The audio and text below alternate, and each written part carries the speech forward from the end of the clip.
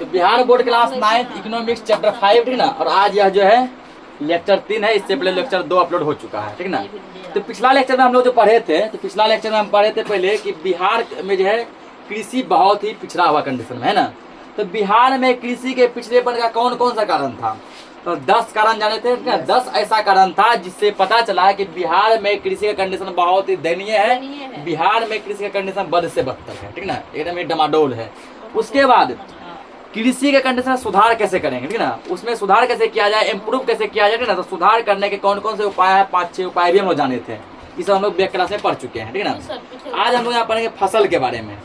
किसके बारे में पढ़ेंगे, फसल के बारे में, कि फसल कितने प्रकार के होते हैं। तो भारत तथा बिहार में फसल जो मुख्य रूप से 2 प्रकार के होते हैं ठीक ना। भारत में भी फसल को 2 भागों में बांटा गया है, बिहार में भी फसल को कितने भागों में बांटा गया है, 2 भागों में। एक खाद्य फसल, दूसरा नकदी फसल। खाद्य फसल और नकदी फसल। तो खाद्य फसल जो कि जिसको तुम डायरेक्ट ना उपजाया, हल्का मेहनत करके तुम उसको खाने योग्य बना सकता है, जैसे धान, गेहूं, मक्का, जौ, महुआ, ज्वार, बाजरा, चना, अरहर, ये सब क्या है, ये सब खाद्य फसल। ये सब क्या है, खाद्य फसल। नकदी फसल ठीक ना, जिसको तुम खा नहीं सकते, जिसको तुम बेच सकता है, जो तुमको खुलेआम बिकेगा भी, और जो जो तुम खाने पीने में भी प्रयोग कर सकते, जैसे ईट ना, ईख ठीक ना। क्या होगा, ईख मतलब क्या, गन्ना होता है ना। गन्ना हम लोग क्या खाएंगे, 2 को खाएगा, 3 को खाएगा, 5 को खाएगा, यही ना। पूरा खेत उपजाएगा, क्या सबको खा पाएगा, नहीं, वो बिक जाता है, हाथों हाथ बिकता है वो ठीक ना। जूट, तिलहन, दलहन, मिर्च तुम कितना खाएगा ठीक ना, हल्का सा रखता है, वो बिकता है ठीक ना। आलू, प्याज, आलू यदि तुम जितना उपजाया रखेगा तुम घर में, वो सड़ जाता है ना। आदमी उसको क्या करता है, वो बेच देगा।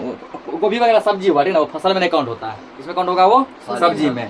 तो ईख, जूट, तिलहन, दलहन, मिर्च, आलू, प्याज, ये सब क्या है, ये सब नकदी फसल। क्या है, नकदी फसल, जिसको तुम हाथों हाथ तुम बेच सकता है ठीक ना। आलू भी तो सब्जी है ना। आलू एक ऐसा सब्जी है ठीक ना, आलू सब्जी है लेकिन एक ऐसा सब्जी है जो 12 महीने सब दिन उपजाया जाता है, पता है ना। तुमको जो है और सब सब्जी तुमको सब दिन नहीं मिलेगा, तुमको भी जा समय पे मिलेगा ठीक ना। उसमें खीरा वगैरह जो भी है, ओल वगैरह, वो कब मिलता है, परवल वगैरह समय पे मिलता है, करेला सब। लेकिन आलू एक ऐसा सब्जी है जो तुमको 12 महीना सब दिन मिलता है ना।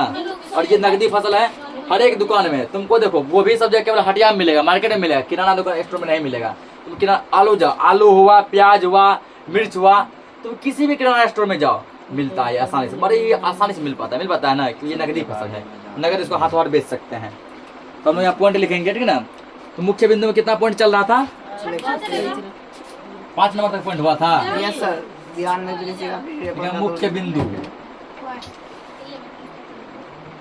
तुम हल्ला मार के ना लिखेंगे यहाँ मुख्य बिंदु पॉइंट नंबर 5 और 6 होगा। देखो पॉइंट नंबर 6 नंबर में लिखेंगे फसल के प्रकार। फसल के प्रकार,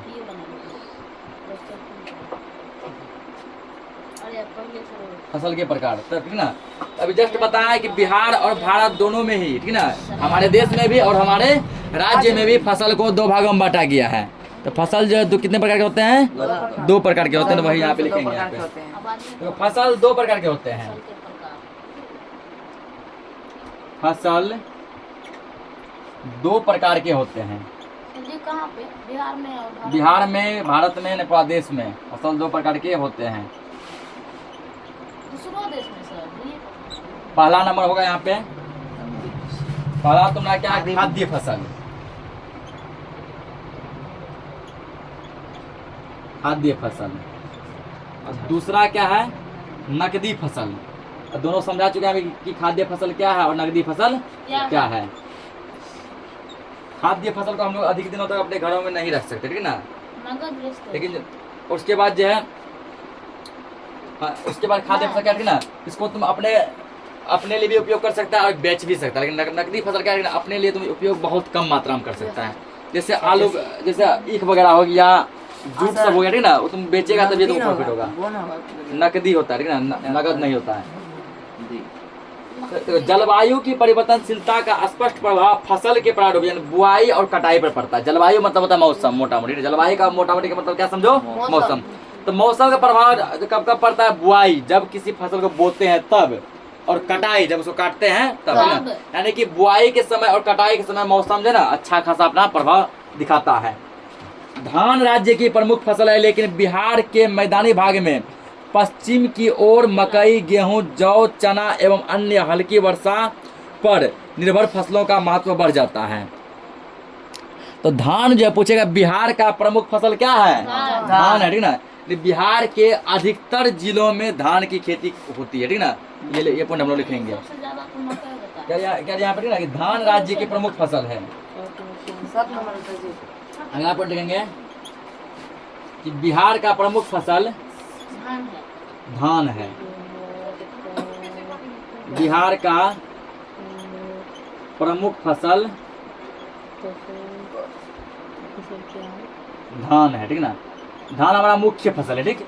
इसके अलावा भी बहुत सारे फसल का हम लोग क्या करते हैं, उत्पादन करते हैं, लेकिन धान क्या है, मेन फसल है। क्या?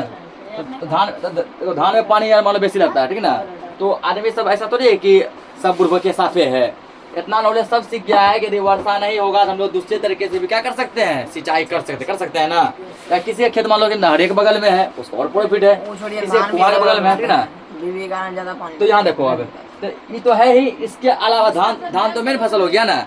इसके अलावा जो हम लोग ने, इसके अलावा मकई, गेहूं, जौ, चना और कुछ ऐसा फसल जिसमें हल्की वर्षा की जरूरत होती है, मतलब कि हल्का फल्का वर्षा भी होगा ना, फसल हमारा बर्बाद नहीं होगा, अच्छा खासा फसल हो जाएगा। ऐसा सब फसल हमारे बिहार में उपजाया जाता है। केला। फसल एवं ऋण, फसल एवं ऋतु के पारस्परिक संबंधों पर राज्य के कृषि 4 वर्गों में विभाजित है ना।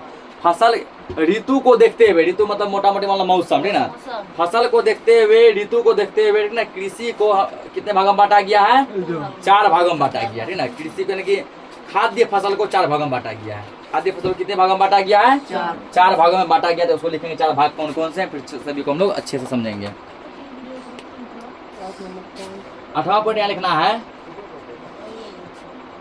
खाद्य फसलों को, और ध्यान रखना ये बिहार में बांटा गया। कहाँ पे? बिहार में। हो सकता है कहीं पे 6 भाग में बांटा गया हो सकता है कहीं 5 भाग में बांटा गया हो सकता है कहीं 2 भागों में बांटा गया हो, ठीक ना? लेकिन हमारे राज्य में जो है फसल एवं ऋतु के पारस्परिक संबंधों पर राज्य की कृषि, राज्य मतलब बिहार की कृषि को कितने भागों में बांटा गया है? 4 भागों में। लेकिन खाद्य फसलों को सबसे पहले देखो फसल को कितने भागों में बांटे हैं? 2 भागों में, खाद्य फसल और नकदी फसल। बिहार में फिर इस खाद्य फसल को, इसको भी 4 भागों में बांटा गया। पहले फसल बांटा कितने भागों में? 2 भागों में बट गया, ठीक ना? खाद्य फसल और नकदी फसल। अब ये खाद्य फसल भी 4 भागों में बट गया। लिखेंगे यहाँ पे, ठीक ना? हाँ बाटे तभी लिखो यहाँ पे खाद्य फसलों, खाद्य फसल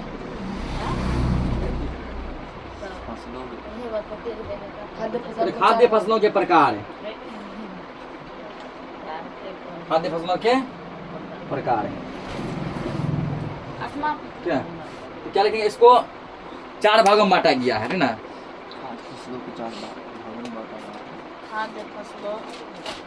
इसको इसको मतलब किसको? खाद्य फसलों को, ठीक ना? इसको 4 वर्गों में विभाजित किया गया है। 4 वर्गों में विभाजित, तो इसको 4 भागों में बांटा गया है। 4 भागों में बांटा गया है, ठीक ना? हमारे राज्य बिहार में खाद्य फसल को कितने भागों में बांटा गया है? 4 भागों में बांटा गया, ठीक ना? वो 4 भाग ये कौन कौन से हैं, सबका हम लोग नाम लिखेंगे। तो पहला तुम्हारा यहाँ पे है रोमन नंबर 1 पे लिखेंगे। पहला तुम्हारा भदई, सब हम लोग समझेंगे क्या होता है, ठीक ना? भदई। उसका दूसरा है खरीफ या अगहनी, खरीफ या अगहनी। इसके 2 नाम है, ठीक ना? या तो खरीफ बोलो या फिर क्या बोलो? अगहनी बोलो, ठीक है? खरीफ या अगहनी। तो तीसरा हम यहाँ लिख देते हैं, जगह नहीं है नीचे, ठीक ना? तीसरा जैसे है रवि, क्या है? रवि यानी रवि फसल, ठीक ना? इसका मतलब भदई फसल, खरीफ फसल, रबी फसल, और चौथा हो गया तुम्हारा, ठीक ना, गर्मा फसल। गर्मा मतलब गर्म जैसे। क्या? चौथा क्या हो गया, गर्मा फसल, ठीक है। फसल समय लगेगा, फसल मानो यहाँ नहीं लिखे हैं। भदई फसल, खरीफ फसल या इसको अगहनी फसल भी कहते हैं, खरीफ बोलो या अगहनी, रबी फसल और गर्मा फसल। इसको नोट करो, हम लोग सभी के बारे में आप लोग समझते हैं। देखो पहला फसल क्या, भदई, ठीक है ना, भदई फसल। भदई फसल को हम लोग शरदकालीन फसल भी कहते हैं। क्या कहते हैं, शरदकालीन, ठीक है ना। तो भदई की फसलें मई जून में बोई जाती है और अगस्त सितंबर में काटी जाती है, ठीक है ना। क्यों काटी जाती है, इसको भदई फसल क्यों कहा गया, इसको हम लोग जब मई जून में लगाते हैं, इस फसल कब लगाते हैं, मई जून में, ठीक है। उसके बाद जब अगस्त सितंबर में काटते हैं, अगस्त सितंबर को हिंदी महीना हम लोग भादो कहते हैं। क्या कहते हैं, भादो कहते हैं ना। तो भादो में कटने वाली फसल भदई फसल, ठीक ना। यानी पूछेगा भदई फसल क्या है, लिखेंगे इस फसल को, इस फसल को मई जून में बोया जाता है, ठीक ना। इस फसल को मई जून में बोया जाता है और अगस्त सितंबर में काट लिया जाता है, ठीक ना। तो पूछे भदई फसल क्या है, क्या ऐसा फसल जिस फसल को मई जून में बोया जाता है और अगस्त सितंबर में काट लिया जाता है, भदई फसल कहलाता है, ठीक ना। या पूछेगा भदई फसल का नाम भदई क्यों पड़ा, ठीक ना। तो बोलेंगे इसको अगस्त सितंबर में काटा जाता है और अगस्त सितंबर को हम लोग जो है हिंदी महीना में क्या कहते हैं, भादो कहते हैं, इसलिए इसको भदई फसल के नाम से भी जाना जाता है। भदई फसल के रूप में कौन कौन सा फसल आएगा, मक्का, ज्वार, जूट, धान, ठीक ना। ये सभी फसल क्या है, ये सही फसल तुम्हारा जो है भदई फसल है, ठीक है। ये सही फसल क्या है, भदई फसल है। कौन कौन, मक्का, ज्वार, जूट, धान, ये सब भदई फसल है। विशिष्ट मानसून पूर्व की वर्षा पर आधारित भदई फसलों का उत्पादन पठारी क्षेत्र प्रदेशों की अपेक्षा बिहार के मैदानी भागों में अधिक होता है, ठीक ना। जितना ये फसल जो है पठारी, जहाँ की पहाड़ी इलाका है, पठारी इलाका है, वहाँ पर जितना ये नहीं होता है, उससे ज़रा ये हमारे बिहार के मैदानी इलाकों में होता है, ठीक ना। क्योंकि देखो भूमि का बंटवारा बहुत तरीके से होता है, भूमि सभी जगह एक समान नहीं है, ठीक ना। कहीं है मैदानी भूमि, मैदान, ठीक है, समतल भूमि। तो हम लोग जो यहाँ पे रहते हैं, ठीक ना, ये कौन सा भूमि है, ये मैदानी भूमि है, ठीक ना। कहीं पर पठारी भूमि, कहीं पर है रेगिस्तानी भूमि, रेगिस्तान है, कहीं पर है दलदली भूमि, खाली दलदल है, कहीं पर है, ठीक ना, कहीं पर है तुमको क्या बलुई मिट्टी, खाली बालू वाला, ठीक ना। कहीं पर तुमको बर्फीला है, खाली बर्फ का जैसा है, और कहीं पर तुमको क्या है, तो पहाड़ी भूमि, बड़ा बड़ा पहाड़ है, चट्टान है, ठीक ना। ओवरऑल सभी टाइप का भूमि पाया जाता है। तो हम लोग कहाँ पे, हम लोग मैदानी इलाके में, हम लोग बिहार के किस इलाके में रहते हैं, मैदानी इलाके में, कि पूर्णिया जिला जो है मैदानी इलाके में पड़ता है। और मैदानी इलाके में जो है ना मक्का, ज्वार, जूट, धान, इन सब का खेती अधिक होता है, ठीक है। अब समझते हैं हम लोग अगला फसल क्या है, खरीफ फसल। खरीफ फसल को हम लोग अगहनी फसल भी कहते हैं, खरीफ फसल को क्या कहते हैं, अगहनी फसल कहते हैं। और इसको हम लोग ना शीतकालीन फसल भी कहते हैं। क्या कहते हैं, शीतकालीन, ठीक है ना। इसका 3 नाम हो गया, खरीफ फसल, अगहनी फसल, शीतकालीन फसल, ठीक ना। तो खरीफ या अगहनी फसल में शीतकालीन धान प्रधान फसल, ठीक ना। पूछेगा कि खरीफ फसल का सबसे मुख्य फसल कौन सा है, धान, ठीक ना। धान जो है ना मेन खरीफ फसल है। अब इसको 3 नाम से पूछ सकता है कि सबसे मुख्य खरीफ फसल क्या है, धान है। सबसे मुख्य अगहनी फसल क्या है, धान है। सबसे मुख्य शीतकालीन फसल क्या है, धान है। तीनों नाम एक ही चीज का, ठीक ना। तो धान जो है ना सबसे मुख्य रूप से अगहनी बोलो, खरीफ बोलो या शीतकालीन बोलो, ये फसल है। इसकी बुआई जून में की जाती है और हिंदी मास के अनुसार ये अगहन में होता है, ठीक ना। तो इसकी जो बुआई जो कब करते हैं हम लोग, जून में करते हैं, ठीक ना। हिंदी मास यानी अगहन यानी दिसंबर में यह तैयार हो जाता है, दिसंबर में क्या होता है, तैयार होता है। यानी कि इसको जो है ना इंग्लिश महीने के अनुसार जो है, इंग्लिश महीने के अनुसार हम लोग इसको जून में बोते हैं, दिसंबर में काटते हैं। जून में बोते हैं और दिसंबर में काटते हैं ना। और हिंदी महीना के अनुसार दिसंबर को हम लोग अगहन कहते हैं। दिसंबर क्या कहते हैं, अगहन कहते हैं, इसलिए इस फसल को अगहनी फसल भी कहा जाता है ना। यानी कि अगर पूछेगा कि यहाँ पे ना कि अगहनी फसल क्या है या खरीफ फसल क्या है या शीतकालीन फसल क्या है, तो परिभाषा लिखेंगे ऐसा फसल, ठीक ना, ऐसा फसल जिसको जून महीने में बोया जाता है, ऐसा फसल जिसको जून महीने में बोया जाता है और दिसंबर महीने में काट लिया जाता है, उस फसल को हम लोग खरीफ फसल या अगहनी फसल कहते हैं। अब पूछेगा कि खरीफ फसल को अगहनी फसल क्यों कहा जाता है, ठीक ना, इसका अगहनी फसल क्यों नाम पड़ा, लिखेंगे, ठीक ना। इस फसल को दिसंबर में काट लिया जाता है, ठीक ना। और हिंदी महीना के अनुसार दिसंबर को अगहन भी कहते हैं। हिंदी महीना में दिसंबर को क्या कहते हैं, अगहन कहते हैं, इसलिए खरीफ फसल को अगहनी फसल भी कहते हैं, ठीक ना। बिहार की कृषि में अगहनी फसल का सर्वोच्च स्थान है ना। बिहार में सबसे उच्चतम स्थान किसी फसल का है तो इसी का है, खरीफ फसल बोलो या फिर अगहनी फसल बोलो, ठीक है ना। क्योंकि अगहनी फसल के रूप में यहाँ क्या है, धान है, ठीक है ना। और यहाँ लिखा चुके हैं कि बिहार का प्रमुख फसल क्या है, धान है। और धान कौन सा फसल है, खरीफ फसल, ठीक है ना। धान कौन सा फसल है, खरीफ फसल है, ठीक है ना। खरीफ फसल या अगहनी फसल। अब जो किसान मान लो जिसको बिल्कुल भी नॉलेज नहीं है, उसको इतना पता चल गया कि बिहार का सबसे उत्तम सबसे मुख्य फसल क्या है, धान है। धान एक खरीफ फसल है। खरीफ फसल की बुआई जून में करते हैं, कटाई दिसंबर में करते हैं। अब किसान को यदि जीरो नॉलेज था वो भी अब सीख गया कि यदि हमको धान का खेती करना है ना तो धान का खेती कब करना पड़ेगा, जून महीना में करना पड़ेगा, ठीक ना। जून जुलाई में हम लोग धान की खेती करेंगे और कटाई कब करेंगे, दिसंबर महीने में करेंगे। जान के आसानी, ठीक ना। कृषि का नॉलेज मिल गया, ठीक ना। इसलिए पढ़ा लिखा किसान जो है ना ज्यादा जो है तरक्की करता है, एक्सपीरियंस वाले किसान के अनुसार। मान लीजिए तुमको खेती का बहुत लंबा एक्सपीरियंस है, ठीक ना। तुम्हारे मान लीजिए दादा खेती किए, तुम्हारे परदादा खेती करते थे, तुम्हारे पिताजी खेती किए, तुम भी खेती करना है, तुमको एक्सपीरियंस बहुत है लेकिन नॉलेज नहीं है, तुम्हारा खेती ज्यादा डेवलप नहीं हो पाएगा। तुम है ना उसी कंडीशन में रहेगा जिस कंडीशन में तुम्हारे परदादा दादा पापा थे, ठीक ना। तुम्हारा खेती का कंडीशन में कैसा रहेगा, वैसा ही रहेगा। क्योंकि तुमको क्या एक्सपीरियंस तो है लेकिन खेती का नॉलेज, सही नॉलेज नहीं है। तुम उसी पुराने तौर तरीके से खेती करता चला आया है, जिस तौर तरीके को अपनाते हुए तुम्हारे परदादा दादा पिताजी गुजर गए, तुम भी उसी को आगे बढ़ा रहे, ठीक ना। लेकिन यदि तुम जो पढ़ाई किया है, ठीक ना, एक कोर्स होता है एग्रीकल्चर, क्या होता है एग्रीकल्चर, BSc एग्रीकल्चर, उसको तुम इंटर के बाद कर सकता है। इंटर के बाद तुम उस कोर्स को कर सकता है जिसका नाम है BSc एग्रीकल्चर, ठीक ना। उसमें तुमको खेती के बारे में पूरा पढ़ाया जाता है, खेती के बारे में पढ़ाया जाता है और तुम खेती का संपूर्ण नॉलेज सीख गया। अब जो तुम आगे खेती करेगा तो करोड़ों कमाएगा, ठीक ना। तो अब अपना ही जिला पूर्णिया के लड़का था, ठीक ना, जो लड़का क्या किया बाहर पढ़ने गया और वहाँ से एग्रीकल्चर का पढ़ाई करके आया। एग्रीकल्चर का पढ़ाई करके आया तो इधर उधर था भटका, अपना पूर्णिया का लड़का है, हाल फिलहाल कहानी है। इधर भटका वो तो उसको कोई जॉब वगैरह नहीं मिला। जॉब नहीं मिला तो उसके पिताजी क्या थे, किसान थे, ठीक ना। उसके पिताजी क्या थे, किसान थे। वो लड़का जो है मुश्किल से 28-30 साल का है, ठीक ना। 2830 साल नहीं होता होगा, वर्तमान में इधर 2-3 महीना पहले का घटना है, ठीक ना। ये पूर्णिया का है। तो मान लीजिए उसके पिताजी किसान थे, इसको कोई जॉब वगैरह नहीं मिला। जो क्या किया, अपने पिताजी के कामों में हाथ बटाने लगा, मतलब कि पिता के साथ साथ ये भी क्या करने लगा, खेती करने लगा। लोग उसका भरपूर मजाक बनाए कि तुम जो है 12 लाख 15 लाख रुपए खर्चा करके तुम जो बाहर पढ़ने गए। BSc एग्रीकल्चर 4 साल का कोर्स होता है, ठीक ना। अब प्रति साल तुमको 3 लाख से 4 लाख रुपए खर्च होगा, यानी 12-15 लाख रुपए तुम खर्च करके कोर्स कंप्लीट किया, लेकिन तुमको जॉब नहीं मिला। तो तुमको किसाने बनना था, क्या जरूरी था पढ़ने का, ठीक ना। तुम नहीं हो पढ़ता किसान बन जाता। जो मूर्खा है, जो हमारा टिप्पा छाप है, जो जिसको कि सिग्नेचर करने नहीं आता है, वो किसान वो है ना। और तुम्हें इतना पढ़ लिख के भी किसान बना, लेकिन इसके बाद टेक्नोलॉजी था, ठीक ना। ये पूरा अपना जो पढ़ाई किया संपूर्ण पढ़ाई को उसमें झोंक दिया, पूरा टेक्नोलॉजी का प्रयोग किया।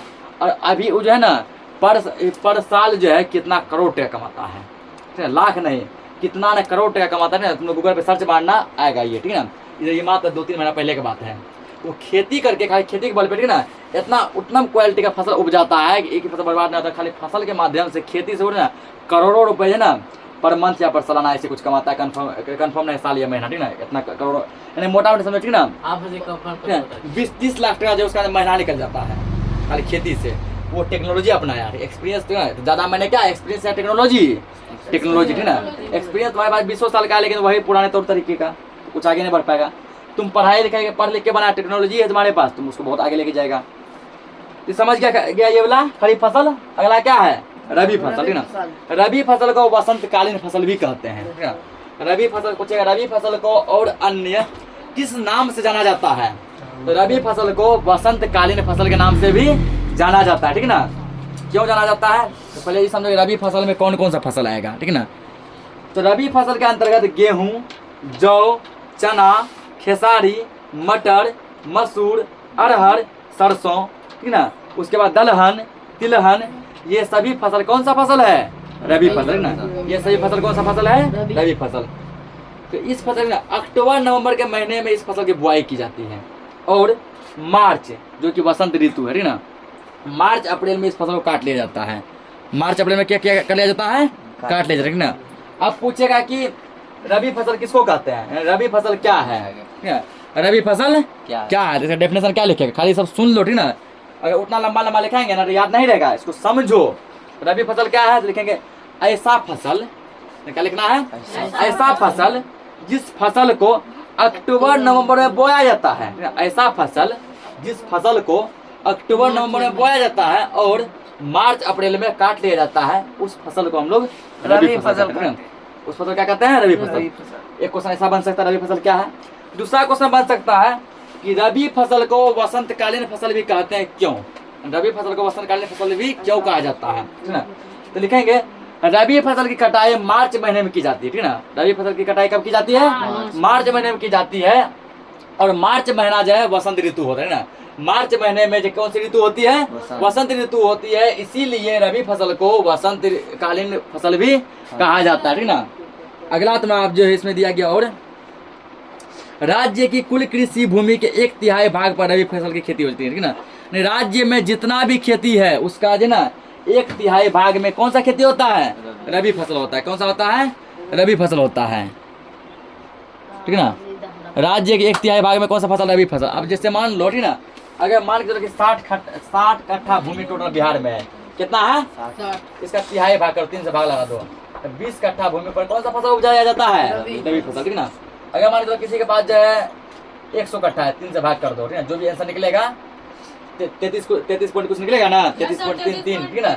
यानी उतना भूमि पर क्या किया जाता है? रबी फसल। यानी कि पूरे बिहार के 1/3, ठीक ना, पूरे बिहार के 1/3 जगह पर जो ना रबी फसल जो है उपजाया जाता है।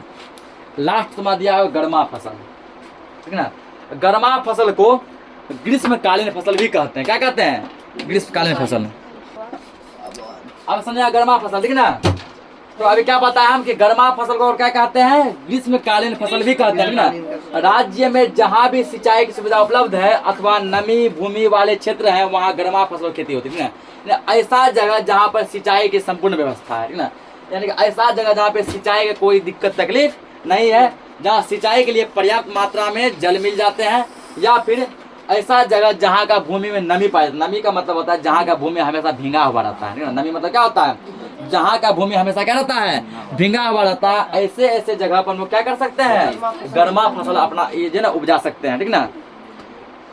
गर्मा फसलों में हरी सब्जियों का विशेष स्थान होता है। गर्मा फसल में ना जो ग्रीन वेजिटेबल है, हरी सब्जियां, वो खास करके होता है। पूछेगा हरी सब्जियां कौन सा फसल है? गर्मा फसल है, ठीक ना।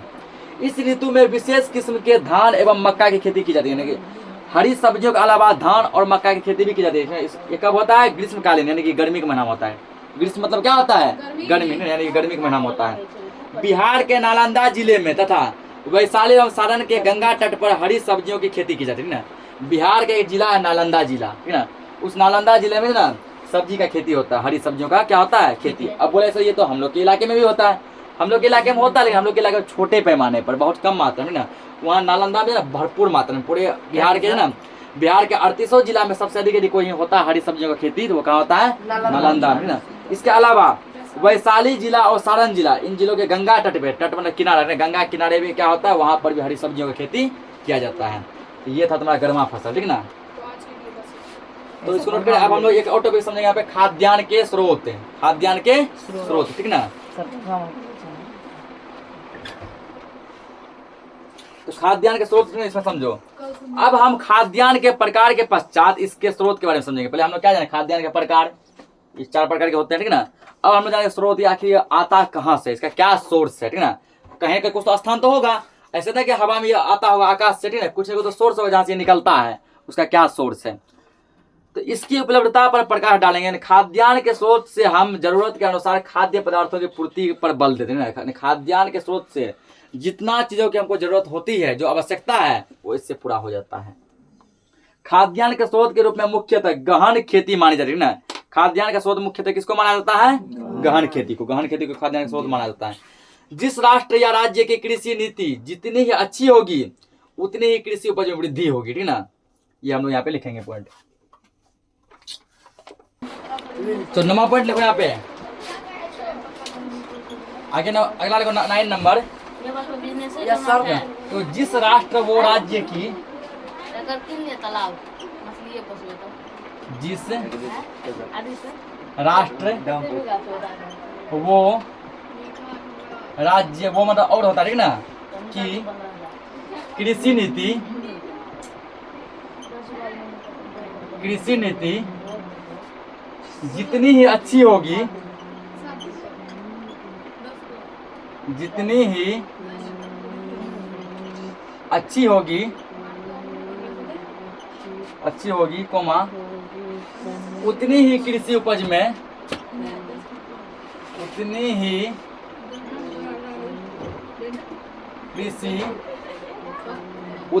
कृषि उपज में वृद्धि होगी। ठीक ना। राष्ट्र मतलब होता है देश और राज्य मतलब जानिए रहा है राज्य ही होता है ना। तो जिस देश या फिर जिस राज्य का कृषि नीति जितना है अच्छा होगा, यदि तुम नीति जितना बढ़िया अपनाएगा ना, जितना अच्छा तुम जो है तरीके जितना बढ़िया तुम रूल रेगुलेशन तुम खेती करेगा उतना ही तुम्हारा कृषि का उपज भी क्या होगा, बढ़िया होगा। जितना उपज बढ़िया होगा उतना तुम्हारा कंडीशन बढ़िया होगा। जो दयनीय कंडीशन है, डमाडोल कंडीशन है, उसमें सुधार आएगा। आगे दिया गया इसमें, जब बाढ़, सुखाड़, अकाल, भूकंप, महामारी इत्यादि जैसी प्राकृतिक आपदाएं आती है तो उस समय खाद्यान्न का स्रोत भी ढीला पड़ जाता है ना। जहाँ से ये जिसका ये सोर्स है जो खाद्यान्न का, जहाँ से निकलता है, जहाँ से उपजता है, वो भी क्या पड़ जाता है, ढीला पड़ जाता है। क्योंकि ये सब एक ऐसी प्राकृतिक आपदा है जो कि इंसान को दहला देता है ना, वह तहलका मचा देता है। इसलिए खेती का मजबूत होना नितांत आवश्यक है। इसलिए खेत को कैसा होना चाहिए, मजबूत होना चाहिए। क्योंकि भोजन मनुष्य की आधारभूत आवश्यकता है, इसके लिए खाद्यान्नों की पूर्ति आवश्यक है ना। कहते हैं कि हम लोगों का जो है सबसे मेन जो आधारभूत जो आवश्यकता है वो क्या है, भोजन है। भोजन के बिना हम लोग जो है एक पल भी जीवित नहीं रह सकते हैं, ठीक ना। अगर हम लोगों को भोजन यदि चाहिए तो उसके लिए हमको क्या करना पड़ेगा, खाद्यान्न की पूर्ति करनी पड़ेगी। जो खाद्यान्न का जो सोर्स है, ठीक है, जो स्रोत है, जहाँ से वो उपज है, उसको हमको मजबूती से बनाए रखना होगा। यहाँ लिखेंगे एक और पॉइंट, खाद्यान्न के स्रोत, ठीक ना, खाद्यान्न के स्रोत। 10वां पॉइंट ये लिख रहा हूँ, उसके बाद फिर क्लास स्टॉप कर देंगे। खाद्यान्न के स्रोत,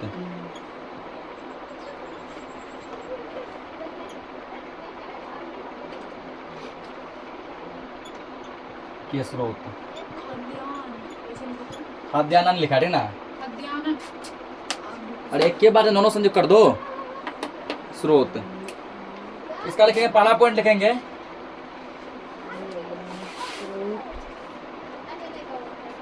गहन खेती। पहला क्या है, गहन खेती। दूसरा दिया गया है कृषि नीति,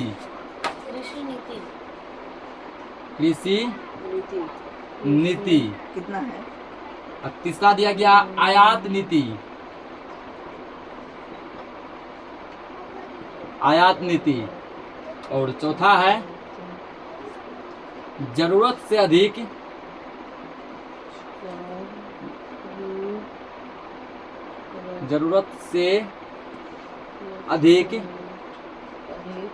उपज नीति।